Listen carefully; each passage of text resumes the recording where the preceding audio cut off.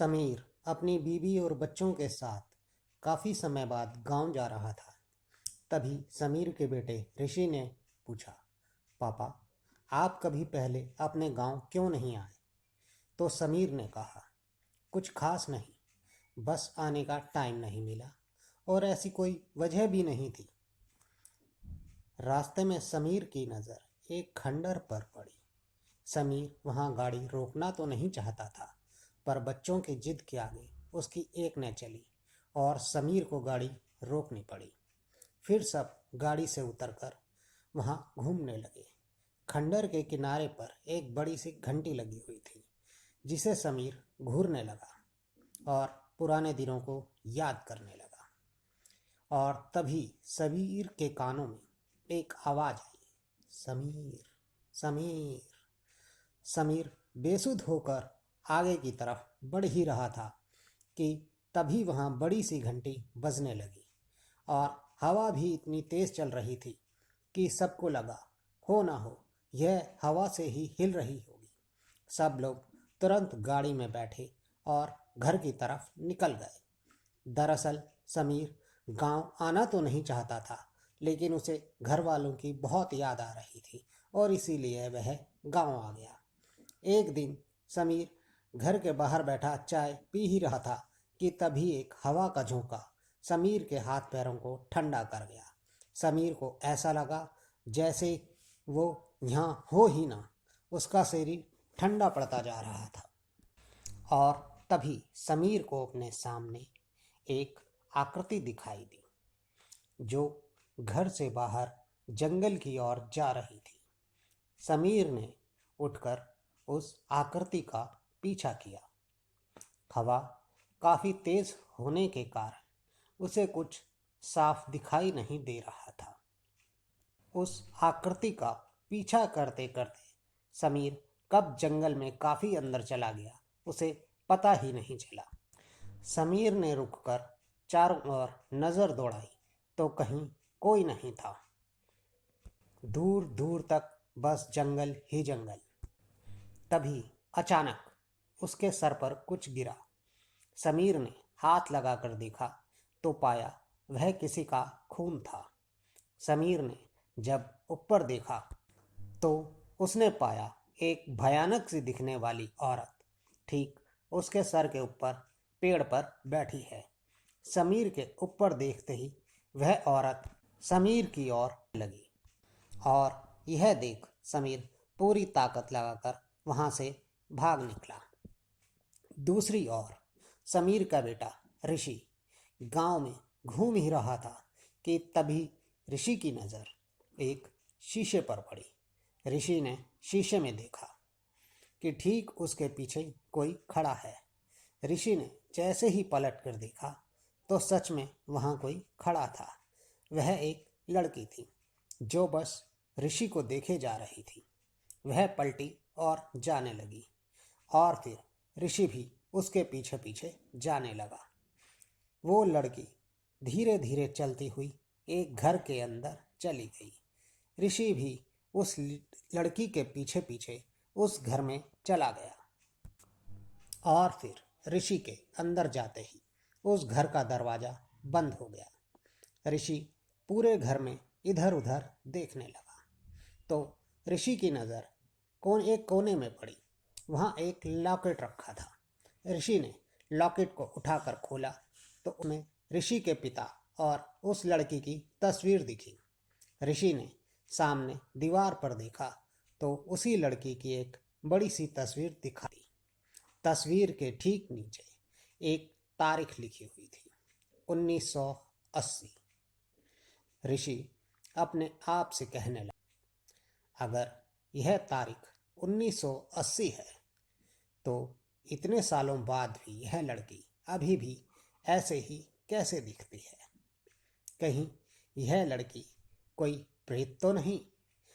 ऋषि ने यह सोचते ही वहां से जाने का फैसला किया, पर जैसे ही ऋषि मुड़ा तो उसके सामने एक औरत खड़ी थी जो बहुत ही भयानक थी। ऋषि दरवाजे को खोलने लगा, पर दरवाजा नहीं खुल रहा था। वह दरवाजा ऋषि काफी डर चुका था और डर के मारे कांपने लगा था कि तभी खिड़की का दरवाजा खुल गया और ऋषि ने खिड़की से कूदकर अपनी जान बचाई। वहां इतना सब हो जाने पर भी अभी तक किसी को कोई नुकसान नहीं पहुंचा था। ऋषि ने घर पहुंचकर सारी बात अपने माता पिता को बताई। अपने बेटे की बात सुनकर समीर की बीवी बोली, आखिर यह सब क्या हो रहा है और क्यों हो रहा है?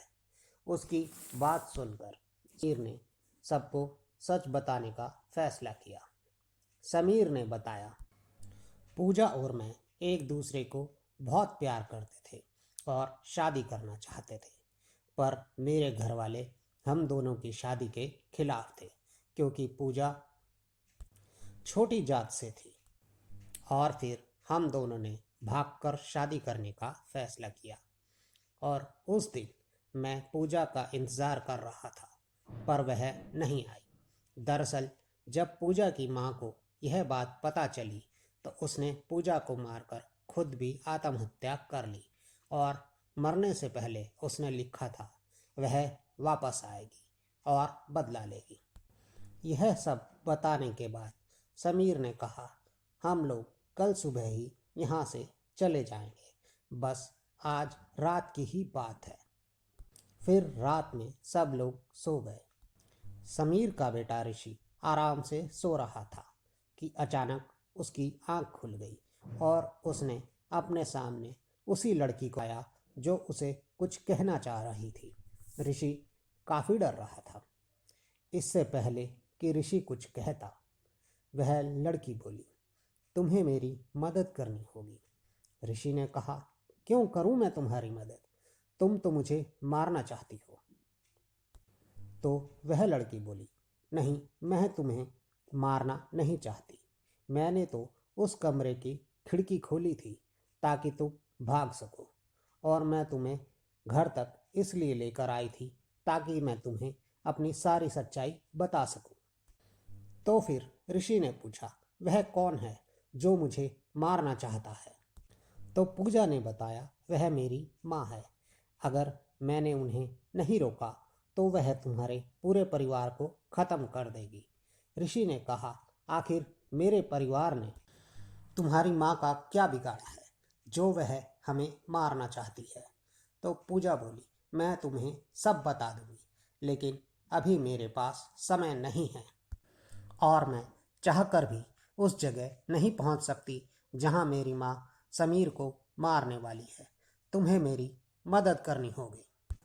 पूजा ने ऋषि को बताया कि तुम्हारी दादी ने मुझे और मेरी माँ की आत्मा को बंधवा दिया था, पर किसी तरह मेरी माँ की आत्मा तो आज़ाद हो गई, लेकिन मैं अभी तक कैद हूँ। तुम्हें मुझे आज़ाद कराना होगा। ऋषि ने पूछा, मैं तुम्हें आज़ाद कैसे कराऊंगा? तो पूजा एक जगह की तरफ इशारा करते हुए बोली, वहाँ एक यंत्र गड़ा है, उसे निकालकर जला दो। ऋषि ने उसी समय उस यंत्र को निकालकर जला दिया। फिर पूजा ने ऋषि को बताया कि किस तरह पूजा और उसकी माँ की मौत हुई थी।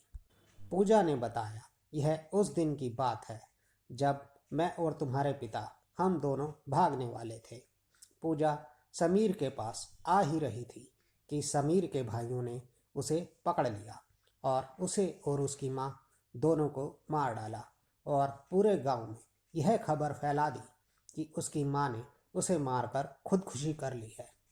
पूजा कल भी समीर से प्यार करती थी और आज भी वह समीर से ही प्यार करती है और वह अब अपनी माँ को कभी भी उन्हें तंग नहीं करने देगी। यह कहकर पूजा वहाँ से चली गई। तो दोस्तों, देखा आपने, सब आत्माएं बुरी नहीं होती, कुछ आत्माएं अच्छी भी होती हैं जो लोगों की मदद करती हैं। तो दोस्तों, आपको यह कहानी कैसी लगी हमें कमेंट बॉक्स में ज़रूर बताएं और चैनल को लाइक और सब्सक्राइब करना ना भूलें। जल्द ही आपसे फिर मुलाकात होगी, तब तक के लिए गुड बाय।